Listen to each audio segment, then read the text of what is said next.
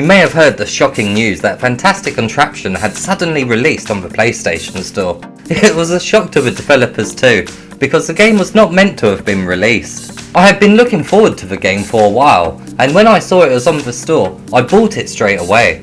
Therefore I have played quite a few hours of the early build of the game, and have some gameplay to share with you. Please remember the quality of the gameplay does not represent the final game, and features may or may not appear in the final product. It's a physics-based creation game. The main objective is to get a ball into a certain area. To do this, it's up to you to put your thinking cap on and build a machine that will transport the ball through the level. All the tools at your disposal are found on a little cap. You simply use the T button to grab the tool you want and then pull it from the free line and move it to wherever you want in the virtual workspace. The tools you can use are rotating wheels, two different types of rods that have different physics, sticky balls that when connected to rods will hold them more securely when the creation is moving, and finally a pin that can destroy objects you don't want anymore and also serves as a nice distraction if you want to do some target practice.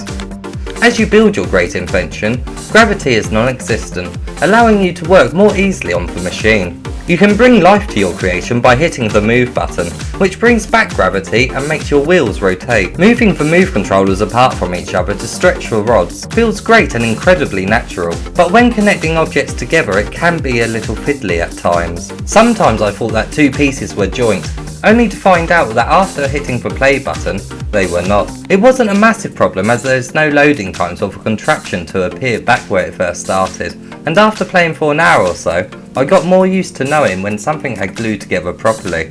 It is a great moment when all your hard work has paid off, and the ball arrives in the goal of the level. You really do feel a sense of accomplishment. There was 50 levels that I had access to in the early build, which vary from each other quite a bit.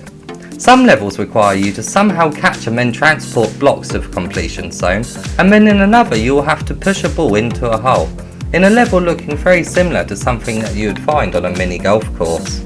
You are able to save contraptions that you have built in the menu screen, but I wasn't able to bring them into different levels. It was only possible to go back and view them again on the same level it was first created on. It is quite likely that this will not be the case when the game is complete, and that you will be able to build a contraption and use it in a new level. To gain access to the menu screen you have to put a helmet on your head, which is located next to you.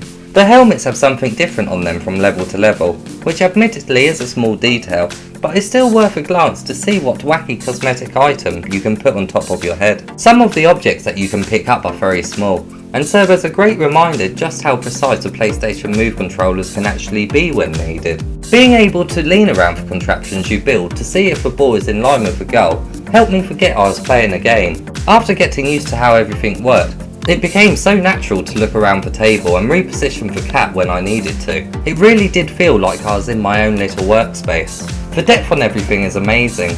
Nothing needs to be looked at far away, which sometimes can appear a bit blurry due to the PlayStation VR's screen resolution. Thankfully that's not an issue here as everything is laid out on a virtual stand right in front of you. This game is intended to be played in a seated position. As you are thinking a lot of time and working things out, I personally prefer being seated, so that I can really concentrate in comfort on the conundrum in front of me. I was able to either use one move controller or two with the game. The DualShock controller is not supported. I played with two motion controllers, but more often than not was only using one. Don't worry if you only have one move controller, it is still more or less the same experience. Not everyone enjoys creation games, and that is understandable considering they could be seen as an effort to get through.